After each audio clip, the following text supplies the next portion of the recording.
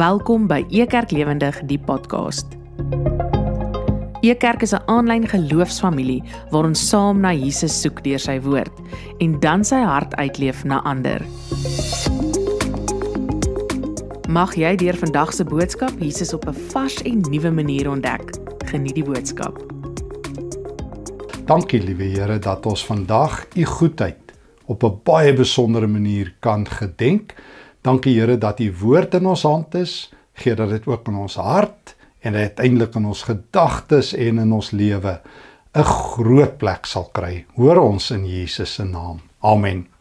Ek het goeie of slegte nuus vir jou. Jy moet besluit. Hierdie preek is nie vir jou bedoel nie. Dis vir ander mense. Dis vir hulle, vir julle, maar nie vir jou nie. Wel, laat ek gou verduidelik. Ek weet baie preke was nie vir my bedoel nie en ek het ook geweet baie Bybeltekste was nie vir my Stefan bedoel nie. En nou ongelukkig gaan ek by een stil staan wat ek vir jare lank geglo het nie vir my bedoel was nie. Maar op die ou end moes ek bely, dit is.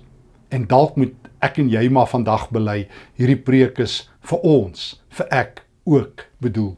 Ek praat van die teks van die ryk heerser, ook dikwels bekend as die ryk jongman. Ek lees saam met jou in Lukas hoofstuk 18 vanaf vers 18. Ek lees uit die Nuwe Testament. 'n Leier van die Jode vra toe vir Jesus: "Jy is so goed en verduidelik God se goeie boodskap so mooi vir ons. Sê my, wat moet ek doen om vir ewig in God se nuwe wêreld te mag leef?" Jesus antwoord: "Waarom sê jy ek is goed? Niemand is goed nie behalwe God alleen. Jy ken tog die wette. Jy mag nie jou vrou met iemand anders verkil nie. Jy mag nie iemand doodmaak nie. Jy mag nie iemand anders se goed vat nie. Jy mag nie lieg of iemand vals beskuldig nie. Jy moet jou pa en jou ma respekteer. Jy ken dit tog alles." Hy sê toe: "Vandat ek kan onthou, doen ek alles presies soos hierdie wette vra." Toe Jesus dit hoor, sê hy: "Ongelukkig is daar dan een ding wat jy nog nie gedoen het nie. Gaan verkoop alles wat jy besit. Gee dan die geld vir die arme mense wat dit die nodigste het. Dit sal jou in die hemel 'n baie ryk man maak. Kom dan terug hierheen en gaan saam met my verder. Volg my." Toe die man dit hoor, was hy baie terneergedruk, want hy was ryk. Hy was baie ryk tegnies. Nou ek het nou gesê, daar's 'n paar Bybeltekste wat ek gedink het nou nie juis vir Stefan bedoel was nie.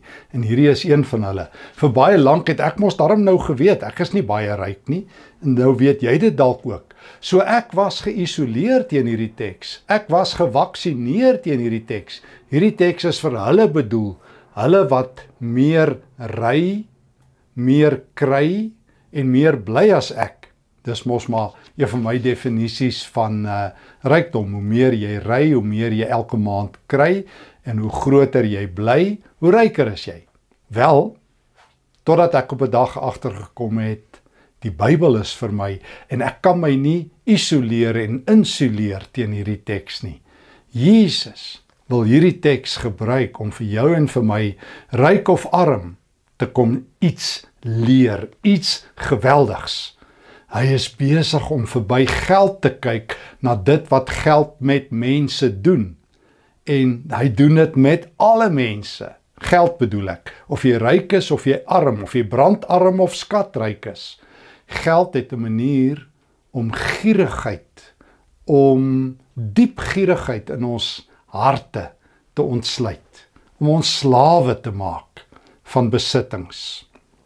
Om 'n illusie, 'n vals droom aan ons te verkoop dat besittings is die middel tot geluk. En hoe meer jy besit, hoe gelukkiger is jy. Hoe meer geld jy het, hoe gelukkiger gaan jy wees. Ek onthou van 'n Engelse sakeman met die van Montefiore, wat in die 19de eeu in Engeland geleef het. En hy was een van die rykste mense in Londen. En op 'n dag het een van die bekende koerante 'n onderhoud met hom gehad daar in Londen. En toe vra die verslaggewer vir hom, of hy vra toe van, wat is jou netto waarde? Soos wat ouens deesdae doen met al die superryk ouens. Ouens sal sê Elon Musk is so ryk en almal weet hoeveel geld hy het. En toe gee Moses Montefiore 'n bedrag en toe sê die koerantverslaggewer, jy moet tog sekerlik ryker wees as hierdie netto bedrag. En toe antwoord Montefiore, jy het my nie gevra hoeveel geld's in die bank nie, jy het gevra, wat is my waarde, what is my worth? En hierdie bedrag wat ek vir jou genoem het, is die geld wat ek weggee. My rykdom is geleë in wat ek weggee, nie in wat ek in die bank het nie, het Montefiore gesê. En dit is die ryk jongman se probleem. Nee, ek kan nie hierdie teks ignoreer nie. Al is ek nie so ryk soos hy nie, beteken dit nie ek ly nie aan dieselfde probleem as hy nie. En dit is dat besittings my hart besit. En dit is wat met hierdie man gebeur het. En die grootste, die belangrikste deug, karaktereienskap, wat Christene nalat om te laat groei deur die Heilige Gees in hulle lewe, is vrygewigheid. En dit is juist die punt vandag hier teen die einde van die jaar, dat as ons regtig wil groei in ons geloof, as ons regtig vry wil wees in die Here, dan moet ons vry genoeg wees om die Here ook te vertrou met ons hele lewe. Die Lukas Evangelie, veral die rondom hoofstuk 18 tot 20 en vroeër, wemel van die gevare van besit, maar ook hoe om vry te kom daarvan. En Jesus se medisyne, sy geneesmiddel vir hierdie ryk heerser is, gee alles weg. Net so. Jy kom nou en vertel vir my hoe jy die gebooie hou, en as jy daai roete vat, dan moet jy al die gebooie hou. Hy vertel vir Jesus, wanneer Jesus met hom praat, word die 4de tot die 9de gebod aangehaal, die sogenaamde tweede tafel van die 10 gebooie. En met groot bravade sê hierdie ryk Joodse heerser, ek doen dit alles al van my kinderdae af. En Jesus sê, net nog een ding kom jy kort. Soos Paulus in Galasiërs 3 vir die Jode sê, as jy deur onderhouding van die wet by die Here wil uitkom, moet jy 100% hou. Nou sê Jesus vir hierdie ryk jongman, hierdie ryk heerser, daar is nog een ding, gee alles weg. Gee dit vir die armes en kom volg my. En hier is die een persoon wat by Jesus wegstap sonder dat hy gered word. Jy moet hoor, hier is die een persoon wat onverrigter sake wegstap. Hy kry toe nie wat hy gehoop het hy gaan kry nie, ewige lewe. Jy onthou, ons het al stilgestaan nou die dag by Saggeus in Lukas 19, net 'n hoofstuk verder. As Jesus onder sy wilde vyeboom kom staan, val Saggeus tot in die koninkryk van God en is hy in een oomblik vry van gierigheid. As hy sê, as ek iemand ingedoen het, gee ek dit 4voudig terug en van nou af gaan ek 50% van my geld weggee. Saggeus het verstaan wat dit beteken om Christus te volg. Jy gee jouself, jy gee alles. Die ryk jong man, die ryk heerser, kon dit nie doen nie. Ek onthou 'n verhaal wat ek een keer gehoor het van 'n Amerikaanse multimiljonair wat een keer by 'n kerk getuig het. Hy is ook 'n Christen en toe vertel hy dat hy as 'n jong man, toe hy sy laaste $5 oorgehad het, het hy dit een aand weggegee en die Here vertrou. En die Here het hom nou baie suksesvol gemaak. En toe in vraatyd staan 'n ouetjie op en hy sê, "Sir, I dare you, do it again with all your money." En toe sit natuurlik 'n ander gesprek. Daarom net in die volgende vers 24 van Lukas 18, het Jesus agtergekom hoe terneergedruk hierdie ryk jong man is. En dan sê Jesus, hoe moeilik is dit tog nie vir mense wat baie besittings het, om God se nuwe wêreld te verwerp ten koste van rykdom nie. Dit is vir hulle moeilik om net van God afhanklik te wees. Dan vergelyk Jesus dit, vers 25, hy sê, 'n kameel sal makliker deur die oog van 'n naald kan stap, as wat 'n ryk man in die nuwe wêreld van God kan instap. Jesus is nie net teen ryk mense nie. Dit moet ons vir mekaar duidelik sê, maar ryk mense se probleem is nou wat op die tafel is. Mense wat iets besit. En soos ek gesê het, ek het myself geïsoleer, maar in die Bybelse wêreld, as jy meer kos gehad het as vir 14 dae, dan het jy nie onder die armes geklassifiseer, ten minste in die Joodse armversorging nie.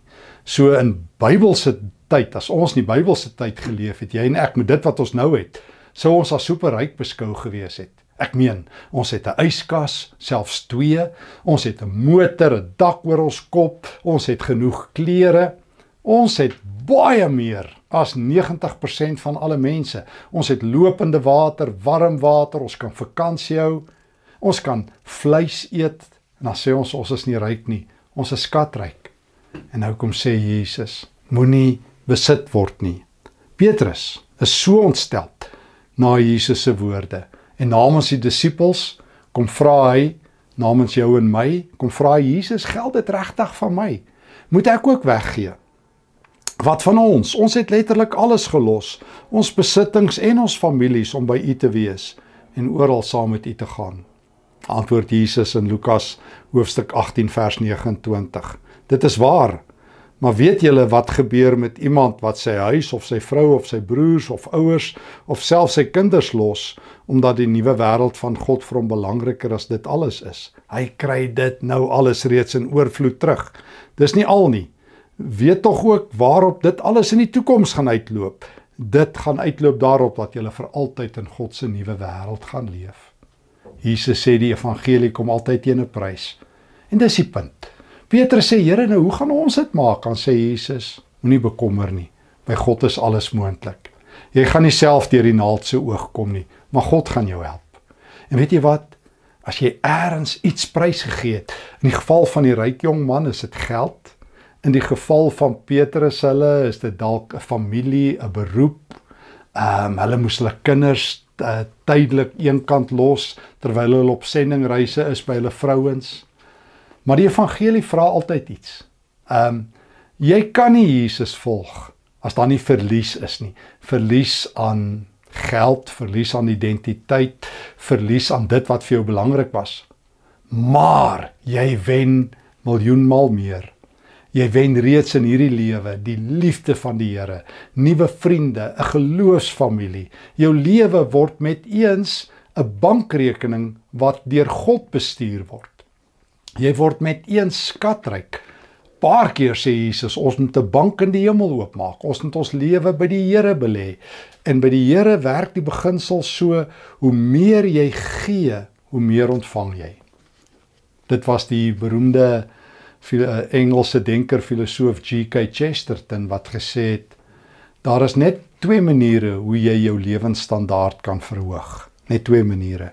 Of jy moet meer weggee, of meer verdien, bedoel ek, of jy moet minder nodig hê.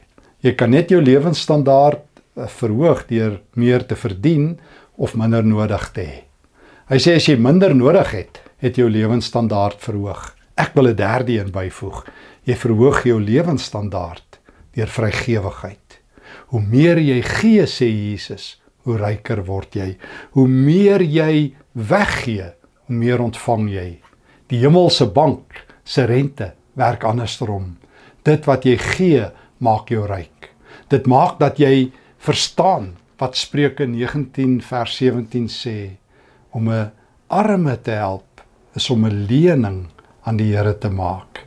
Jy word ryker in die mate dat jy meer en meer vrygewig leef. Geld is 'n barometer van ons hart. En dit is vir my baie maklik om saam met die kerk altyd so 'n bietjie omgekrap te wees wanneer geld aangeroer word.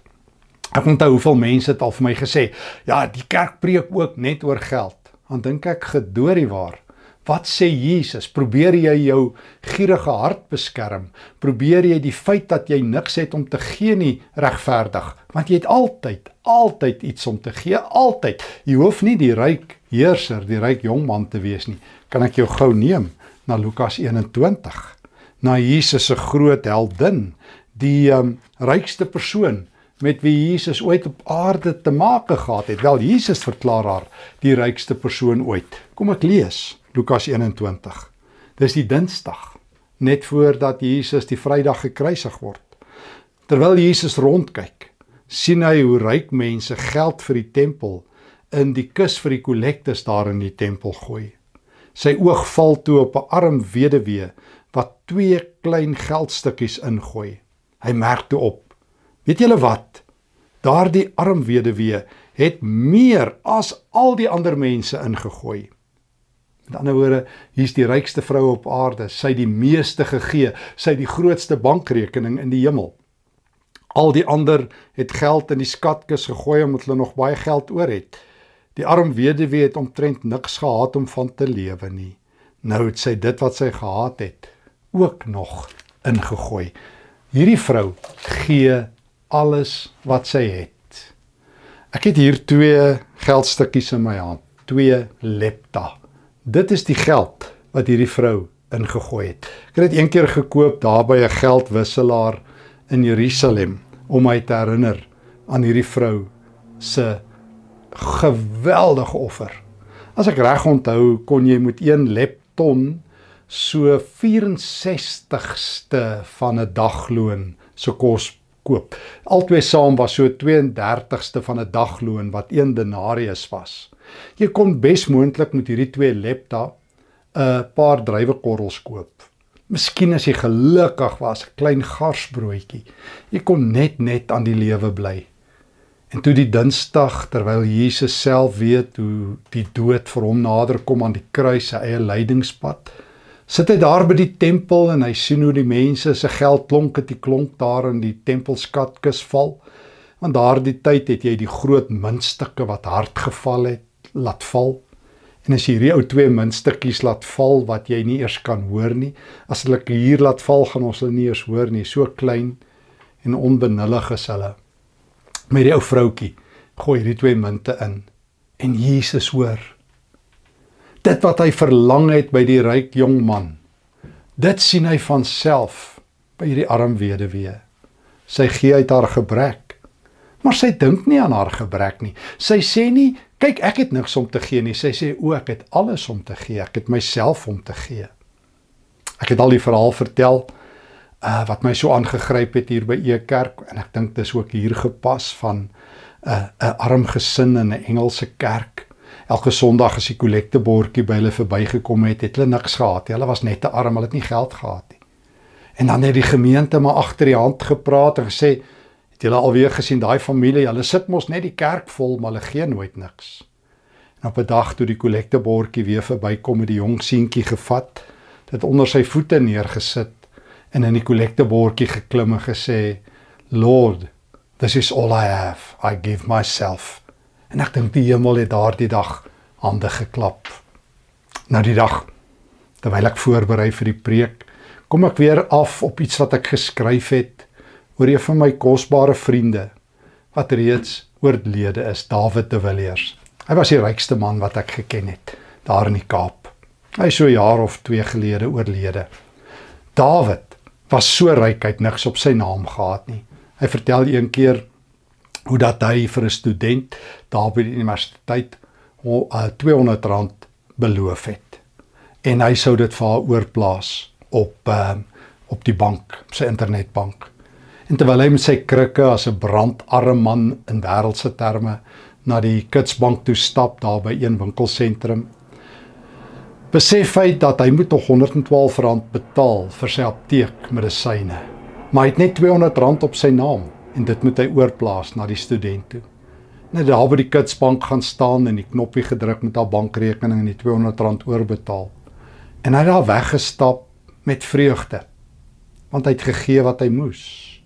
Hy het belê in die hemelse bankrekening en hy vertel jou werklikbaar soos hy daar wegstap op sy krikke, kom 'n taxi en 'n taxi kom met skreeuende bande, stop daar voor hom. Hy dog die ouens wil hom omry en die taxi motorbestuurder spring uit en hy dink, o tyd, nou het ek moeilikheid. En die taxi eienaar sit sy hand in sy sak en hy haal 'n noot uit en hy sê, oupa, I must give this to you. En daar druk hy R200 in David se hand. En voordat David iets kon sê, spring die ou terug in die taxi en hy ry weg. En ek onthou hoe David gesê het, welwillendheid kos jou niks. Wanneer jy in die Here se bank is, gee hy altyd meer as wat jy kan onttrek. Is die rente altyd hoër as wat jy kan verdien. Wanneer jy gee, begin jou hart klop met die liefde van die Here. Is jy vry? Nee, die Here vra nie van jou om tiendes en wat nog nie. Moet dit nie hoor nie. En die kerk is nie besig of jou plaaslike kerk om geld te bedel nie. Jesus is besig met 'n hartondersoek. Jesus sê, die teks van die ryk jong man is vir jou en my bedoel. Jy en ek is aangespreektes. Ons moet na ons hart kyk. Word ons rykdom, ons voorspoed, ons sukses bepaal deur dit wat ons op ons naam het? Natuurlik mag ons dinge op ons naam hê. Maar is dit in ons diens of is dit ons baas? Werk ons vir ons aardse geld of werk dit vir ons? Nog meer, beter vraag. Hoe ken die Here ons? As suinig, as gierig, as vashou aan dit wat ons het, as mense wat hom nie vertrou om vir ons vandag se brood te gee nie, en terloops hy dit nog elke dag gedoen, deur die loop van 2025, elke dag wat die naam vandag dra, het die Here gesorg dat daar genoeg dak oor ons kop is, genoeg kos in ons pens is, en genoeg klere aan ons lyf. God het voorsien. En daarom sê die Here, kom belê jou lewe by my, in die tyd wat voor lê in die nuwe jaar. Ek sal vir jou sorg. Ek sal vir jou gee wat jy nodig het. En toe die weduwee daardie dag, daar in die tempel, haar laaste 2 lepta ingooi, hierdie ou klein muntstukkies, het Jesus gehoor, het God gehoor, en het hulle hande geklap en gesê, hierdie was die grootste belegging van die jaar. Hier is 'n supergeestelike biljoenêr gebore, en Jesus het vir sy kerk gesê, leer by haar, leer wat God se hart van vreugde laat bons. Ek wil graag in die tyd wat voor lê God se oog vang. Ek wil hom graag dien, ek wil hom graag bly maak. En een van die maniere is dat ek vrygewig is, vry om myself te gee, vry om in die kollektebordjie te klim, vry om by David de Villiers te leer, vry om die arm weduwee as my mentor te hê, en iemand wat geleer het, ek wil nie, soos die ryk jong man, uitgevang word, dat gierigheid my baas is, en mammon my God nie. Mag die Here my vry genoeg maak, dat ek saam met die gemeente van Macedonië in 2 Korintiërs 8, onsself eers aan die Here sal gee, en dan aan mekaar, sodat ons in die jaar wat voor lê, die nuwe jaar, 'n lewende seën sal wees. 'n Lewende seën wat ander dien deur ons woorde, ons gedagtes, ons gebede, ons rande en ons sente. Mag die Here gee dat ons rykdom in hom sal toeneem, dat ons geestelike miljonêrstatus sal bereik met ons paar sente, ons paar munte, ons stukkie tyd en ons gebede. Mag die Here gee dat ons vry sal wees om vrygewig te wees, en mag hierdie preek dan vir jou en vir my bedoel word. Want as dit nie vir ons bedoel is nie, is ons in groter moeilikheid as wat ons gedink het. Amen. Dankie Here, dat U met my praat, pad langs. Ek staan maar langs die ryk heerser. Ek is maar synig, Here. Ek vertrou U nie genoeg om genoeg weg te gee van myself, my tyd, my talente, my rande en my sente nie. Maar hier is ek, Here, ek meld aan om dit te doen. Ek gee myself opnuut aan U as 'n lewende Christus welgevallige offer. Amen.